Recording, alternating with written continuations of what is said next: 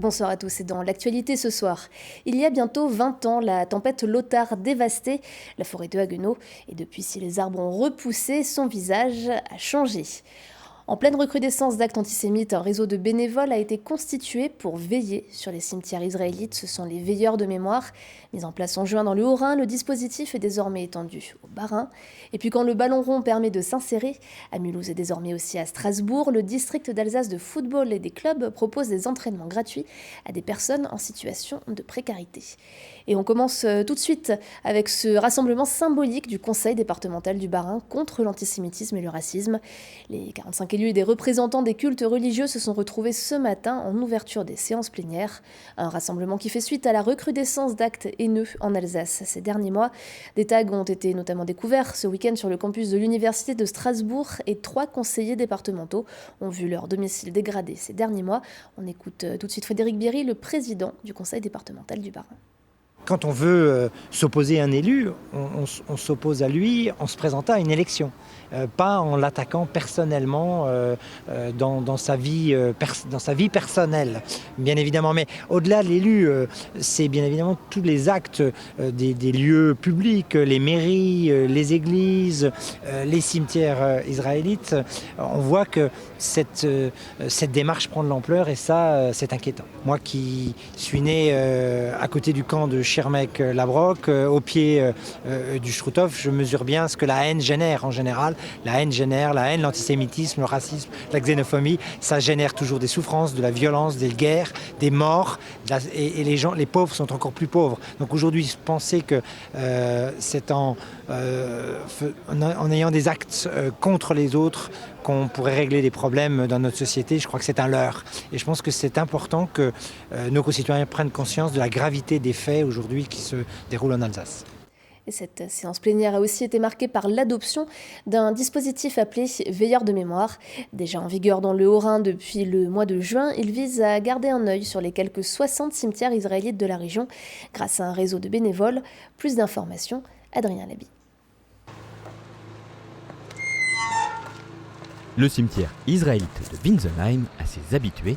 Depuis 40 ans, Lise et Robert s'y rendent jusqu'à plusieurs fois par semaine, bien qu'il n'y ait aucune famille. En voisins bienveillants, ils y réalisent de petits travaux d'entretien et s'assurent que personne ne vienne troubler le repos des défunts. Une histoire qui commence en 1979, presque par hasard. Lise, nouvellement installée dans la rue, croise une amie au portail du cimetière. Elle me dit « Was machst du da ? Que fais-tu là ?» Et alors, c'est à ce moment-là qu'elle m'a dit « Tiens, tu pourrais prendre les clés de ce cimetière, pas de problème. » Et au printemps, elle est venue me voir et elle a dit « Vous pourriez aussi entretenir. » Et c'est ce qu'on a accepté sans réfléchir, vraiment de bon cœur. Et nous l'avons fait pendant 40 ans. Si au début du 19e siècle, Winsenheim comptait la plus grande communauté juive du département, aujourd'hui il n'y reste que 2 familles. Autrefois rural, le judaïsme s'est déplacé vers les villes. Ainsi, nombre de cimetières historiques se retrouvent sans gardien. Pour les Tornards, venir en aide à la communauté était une évidence. Mon mari et moi, on est des enfants des héros du silence. Nos 2 parents étaient des résistants. Mon mari a été orphelin à l'âge de 2 ans. Son père a été arrêté par la Gestapo. Donc, c'était déjà une raison où on était attachés à beaucoup de choses. Robert ayant vécu cette enfance difficile, comme les enfants juifs. Et après, il y a eu une grande amitié avec des enfants juifs. L'aventure bénévole dure depuis 4 décennies quand monsieur et madame Tornard reçoivent le titre de veilleurs de mémoire. Ils font partie, depuis cet automne, des 22 Haut-Rhinois chargés de veiller sur les cimetières juifs du département. Nous avons dans le département 22 cimetières, dont une grande majorité où il n'y a plus de communauté. Et donc, pour éviter des problèmes en tout genre dans les cimetières, le département a proposé de créer cet organisme de veilleurs de mémoire reconnu par le département. Et donc, c'est l'élaboration de tout ce système qu'on a mis en place. Une douzaine de cimetières ont trouvé leurs veilleurs. Le consistoire et le conseil départemental sont toujours à la recherche de bénévoles. Un autre dispositif existant à Mulhouse depuis quelques années est désormais mis en place à Strasbourg. C'est un ballon pour l'insertion, comprendre des cours de football gratuits à destination des plus précaires. Le dispositif est piloté par le district d'Alsace de football. Plus d'explications avec Cécile Motz et Camille Roland.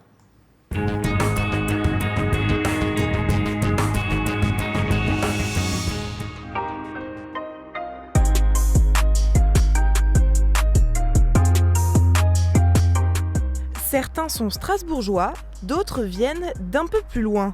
Originaires du Congo, d'Ouganda ou encore d'Afghanistan, la plupart ne parlent pas français et pourtant, ils partagent tous un même langage, celui du football. Ici, c'est un endroit sans racisme, c'est un endroit où on s'amuse, on s'entraide. Alors même si nous n'avons pas les mêmes cultures, même si on vient de différents pays, le football nous rassemble et on a alors tous le même objectif. C'est vraiment important. Je dois l'avouer, avant je n'aimais pas le football, mais maintenant que j'y joue, je trouve ça vraiment bien pour moi. On se parle, on joue ensemble. C'est des gens qui viennent d'autres pays, c'est-à-dire de nouvelles rencontres, de nouvelles personnes, de nouveaux liens à créer et de nouvelles joies à faire. Razol, Nelson et Jordan font partie de la quinzaine de personnes à bénéficier de l'opération Un ballon pour l'insertion. Ils ont entre 20 et 40 ans et voilà déjà un mois qu'ils se retrouvent chaque semaine au club de l'AS Strasbourg. On ne fait pas du perfectionnement technique, si vous voulez.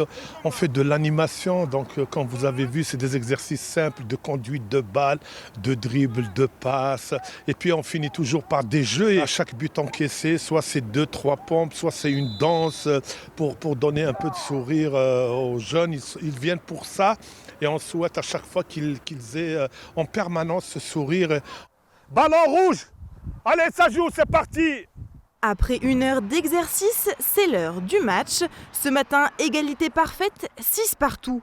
L'opération est née à Mulhouse en 2014 à l'initiative d'un jeune en service civique. Le district d'Alsace de football l'étend aujourd'hui à Strasbourg. Le football est un sport populaire, mais c'est également un langage universel. Donc très rapidement, nous avons compris au niveau du football amateur que nous avons une vocation sociétale. Il faut qu'on profite de cette popularité, de cette simplicité pour ramener à nous un petit peu tous ceux qu'on veut intégrer dans la société. Pour nous, le rôle par exemple des éducateurs est extrêmement important. C'est pas seulement apprendre aux gamins à jouer au foot, c'est apprendre aux gamins à vivre, à gagner, à perdre ensemble. Ces jeunes sont dirigés vers le club sportif via des associations comme par exemple le centre d'accueil et de demandeurs d'asile.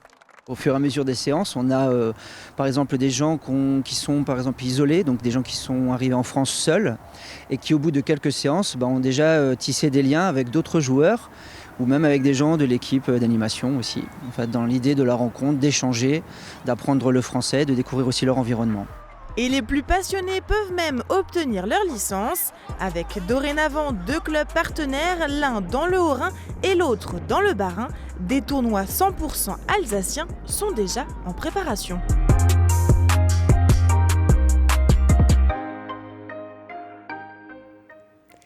Il y a 20 ans, la tempête Lothar déferlait sur l'Alsace, ravageant une partie du massif forestier du nord de la région.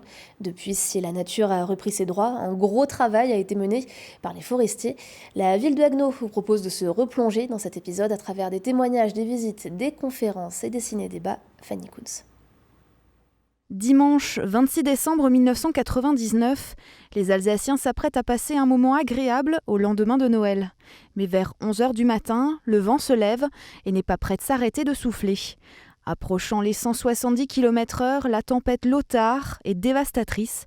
Celle que l'on appellera plus tard la tempête du siècle emportera tout sur son passage. À 15h, le bilan est lourd. Sur les 13 400 hectares de forêt de Haguenau, 3 500 hectares ont été endommagés. Gestionnaire de la forêt en 1999, Pierre Geldrich se souvient du bouleversement qu'a créé cette tempête dans sa profession. Ça a été un traumatisme pour beaucoup de forestiers, notamment pour les forestiers de terrain, pour les chefs de triage qui avaient planté, élevé, fait grandir une jeune forêt. Il y a une cellule crise qui s'est constituée et qui a commencé à réfléchir comment donc commercialiser, comment exploiter, comment récolter cette quantité énorme, inédite de bois. Au niveau d'Haguenau, c'était 1 million de mètres cubes de bois estimé, donc ça correspondait quand même sur Haguenau à une dizaine d'années de récolte. Sur l'Alsace, c'était de l'ordre de 5 années de récolte en moyenne, tout ça en une seule fois. Dès le printemps 2000, tous les services forestiers sont mobilisés. La priorité est au désencombrement de la forêt, en se concentrant au départ sur le bois d'œuvre. Mais la stratégie de repeuplement forestier est réfléchie différemment. À cette époque, le mot d'ordre est l'attente. Ça faisait partie de la stratégie déjà de reconstitution, de laisser une partie du bois mort et découper en forêt. Il fallait donc que ces arbres produisent des jeunes semis et des jeunes plants pour assurer la forêt ultérieure. On a aujourd'hui quand même une forêt qui est là, qui est rajeunie, qui est complète, qui est plus naturelle que la précédente, qui est moins homogène et qui est surtout plus résiliente aussi face à des catastrophes ultérieures qui pourraient se produire encore. Si la forêt reste marquée par la catastrophe de 1999, les habitants de Haguenau le sont aussi. Du 6 au 17 novembre, des expositions, visites et témoignages seront proposés par la ville pour marquer les 20 ans de cette tempête. On est parti d'un événement traumatisant qui a été cette tempête, qui a été dévastatrice, qui a fait perdre au grand public, comme aux forestiers d'ailleurs, ses repères en forêt.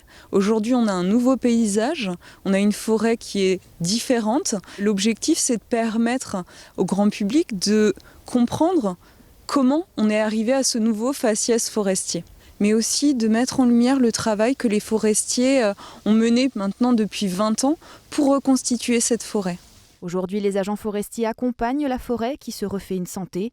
Et si tout va bien, d'ici 10 ans, les premières coupes de bouleau pourront être réalisées. Et on termine ce journal avec, comme tous les soirs, l'image du jour. Elle est signée d'Oliviane. En tant que professionnel, vous avez fait un choix. Celui de vous investir pleinement dans le domaine de la santé.